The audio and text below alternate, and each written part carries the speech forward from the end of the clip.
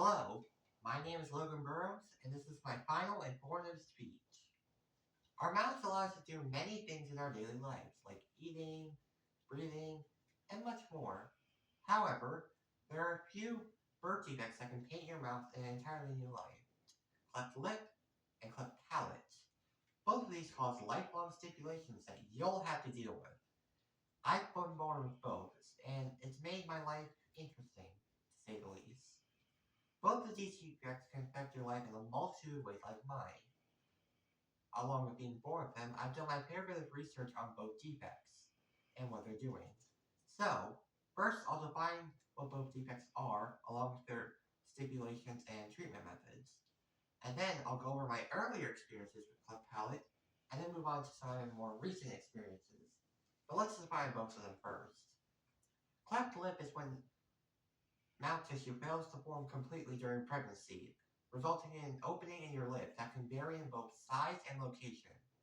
Cleft palate is similar, except that the mouth tissue fails to form at all, so you have an opening in your upper mouth.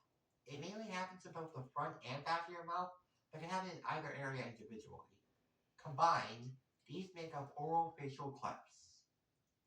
So while there's no exact reason for why they occur, the Center for Disease Control and Prevention believe it's a combination of both genes and things the mother does during pregnancy, like using certain items.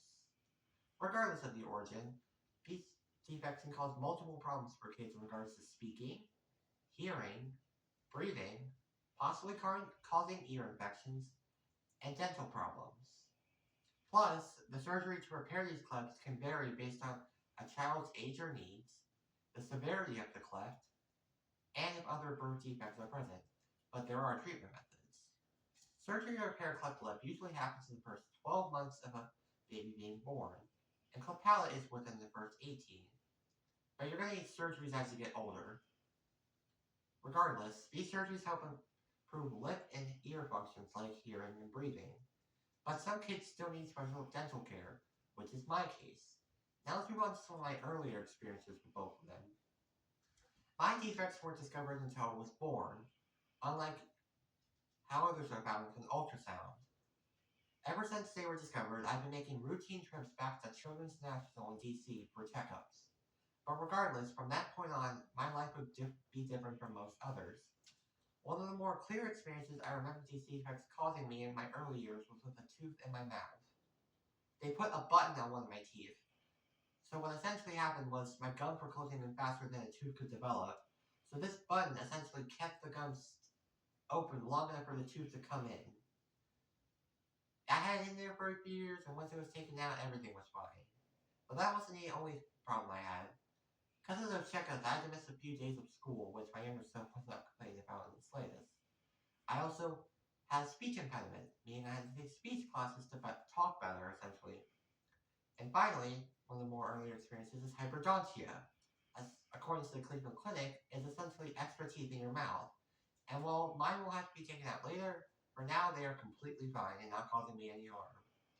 Now let's move on to some of my more recent experiences. First and foremost, my alveolar bone graft. I got this back in 2020. It was essentially to help my upper teeth have more support. I didn't eat anything 12 hours before the surgery, and then left at 3 a.m. the next day to go to Children's.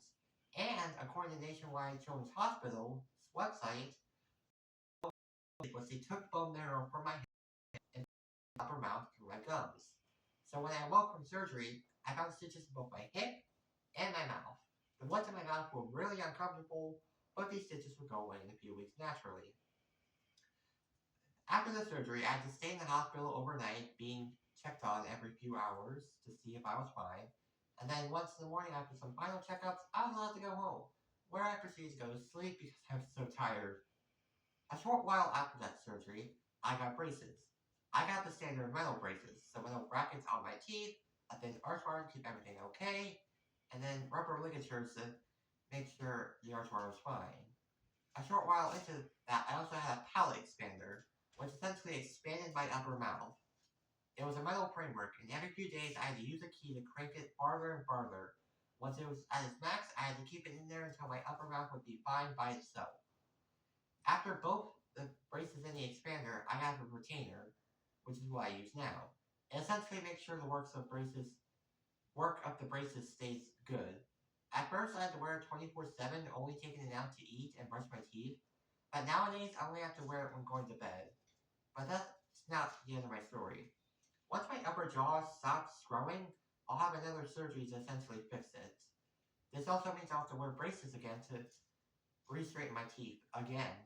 This also means I'll likely be wearing a retainer for the rest of my life to make sure, because they will constantly try to shift back to their original positions.